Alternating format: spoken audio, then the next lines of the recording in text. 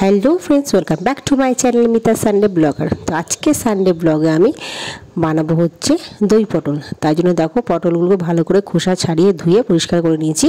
তো এর মধ্যে এখন আমি নুন আর হলুদ পরিমাণ মতন দিয়ে ভালো করে এটাকে মাখিয়ে ভেজে নেব। তো এবার তো চলো এগুলোকে আমি ভাজবো, তোমাদের দেখাই।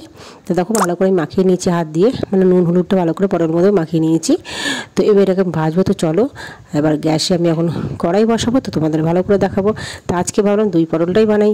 এটা মানে বেঙ্গলি রেসিপি, বাঙালিরা নর্মালি ঘরোয়াভাবে আমরা যেভাবে খাই সেরকমই বানিয়েছি, কোনো আলাদা রকমভাবে মানে রিচ বা কোনো কিছু করিনি। তো চলো তোমাদের দেখাচ্ছি। তো দেখো কড়াইতে এখন গ্যাসে কড়াইটা বসিয়ে নিয়েছি। তো কড়াইটা একটু গরম হলেই এর মধ্যে তেল দিয়ে দিয়েছি। গরম যে হয়ে গেছে তেলটা দিয়ে দিচ্ছি। তো এই তেলটা একটু গরম হবে, আর একটুখানি গরম করবো তেলটাকে। কড়াই গরমে তেল তো গরম হয়নি। এবার তেলটা দেখো গরম হয়ে গেছে। তো এর মধ্যে এখন আমি দিয়ে দেবো যে পটলগুলোকে মেখে রেখেছিলাম নুন হলুদ দিয়ে, পটলগুলো ভালো করে এবার ভেজে নিচ্ছি। তো চলো তোমাদের দেখাই তো কিরকম করে আমি বানাচ্ছি। তো দেখো পটলগুলো ভাজতে দিয়েছি।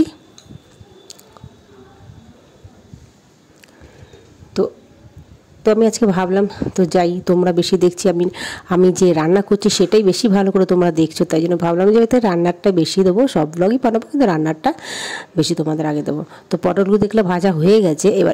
এবার তেলের মধ্যে মানে একটা মশলা তৈরি করছি, সেটার মধ্যে হচ্ছে জিরে আর ধনে গুঁড়ো, জিরে গুঁড়ো আর একটু কাশ্মীরি লঙ্কার গুঁড়ো, তিনটে মিশিয়ে একটু এটাকে আমি জল দিয়ে একটুখানি ভালো করে ফাটিয়ে নেব। তো এইটা হচ্ছে মশলাটা দেবো, হালকা করে দিয়েছি, বেশি দিইনি, যেহেতু কম পটল করছি, বেশি বানাচ্ছি না, কম করেই বানাচ্ছি, সেই হিসাবে আমি সেরকম দিচ্ছি। তো দেখো ভালো করে এটাকে জল দিয়ে মিক্স করে নিচ্ছি।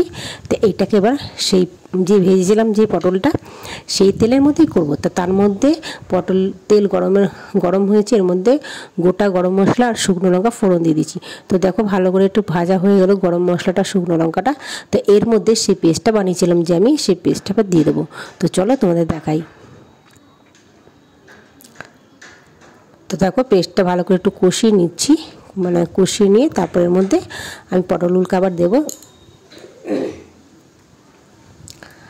তো কষানো হয়ে গেছে, এবার ভাজা পটলগুলো এর মধ্যে আমি তুলে দিলাম।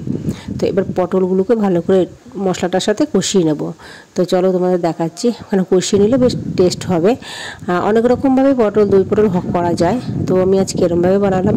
তো দেখো এর মধ্যে পরিমাণ মতো নুন দিয়েছি, যেহেতু নুন একটু কম দিলাম, আগে পটলের মধ্যে নুন মাখিয়েছিলাম বলে একটু নুন কম দিয়েছি। আর এর মধ্যে হলুদ দিয়ে দিলাম, নুন হলুদ দিয়ে এইটাকে আবার কষাবো আমি। তো চলো তোমাদের দেখাই। তো কষানো হয়ে গেছে, দেখো তেলও ছেড়ে এসছে। এবার আমি দইটাকে ফাটিয়ে নিয়েছি, গ্রাইন্ডারে ফাটিয়ে নিয়েছি। হাতে মানে হাতে না করে আমি গ্রাইন্ডারে করেছি, ভালো মিহি হয়, তাহলে ফাটে না। অনেক সময় দই ফেটে যায় তেলে দিলে, মানে যখন দই পটলের সময়, তো এটা ফাটেনি। তাই জন্য এবার মশলাটার মধ্যে দইটা দিয়ে দিয়েছি। দইটা আবার ভালো করে কষাবো, কষিয়ে তারপরের মধ্যে যেই জলটা, মানে আমি যে মিক্সির মধ্যে যে জলটা দিয়েছি, মিক্সির যে দইগুলো লেগেছিল সেই জলটাই এর মধ্যে দিয়ে দেবো। তো দেখো ভালো করে কষিয়েছি, আর দেখো ফাটেনি, মানে দইটা ভালো করে পেস্ট হয়ে গেলে না, মানে তাহলে ফাটে না। অনেক সময় হাতে যদি মিক্স করি অনেক সময় দইটা ফেটে যায়, তাই জন্য আমি মিক্সার মধ্যে মিক্স করেছি, একদম পুরো মিক্স হয়ে গেছে দইটা, আর ফাটেনি। দেখো একটু ছানা ছানা বেরোয়নি, অনেক সময় ছানা ছানা হয়ে যায়। তো দইয়ের জলটা দিয়ে দিচ্ছি, এবার এটাকে ঢেকে দিই। তো হয়ে গেলে এটাকে নামিয়ে তোমাদের দেখাবো। তো দেখো জলটাও টেনে নিয়েছে, এটা ভালো করে মিক্সও হয়ে গেছে, দেখতেও ভালো লাগছে, কালারটাও খুব সুন্দর হয়েছে। তো এর মধ্যে আমি একটু চিনি দিয়ে দেবো, মিষ্টি না হলে কোনো কিছুই ভালো লাগে না। তো হয়ে গেছে রান্নাটা, এবার আমি একটা পাত্রে তুলে রাখবো। তো তোমাদের সেটা দেখাবো। কেমন লাগলো তো আমার রান্নাটা তোমরা জানিও। আমার চ্যানেলটাকে সাবস্ক্রাইব করে দিও, লাইক করো, আর ভালো লাগলে আমার সমস্ত ভিডিও তোমরা দেখো। তো চলো দেখো একটা পাত্রের মধ্যে তুলে দিয়েছি, তো দেখতে খুব ভালো লাগছে। তো এখানে আমি ব্লগটা শেষ করছি, আবার একটা ব্লগ তোমাদের সামনে নিয়ে আসবো। তোমরা ততক্ষণে দেখতে থাকো আমার রান্নাগুলো কেমন হয়েছে, তোমরা অবশ্যই আমাকে কমেন্ট করো। তো এখানে আমি আজকে ব্লগটা শেষ করছি। Tata, bye bye.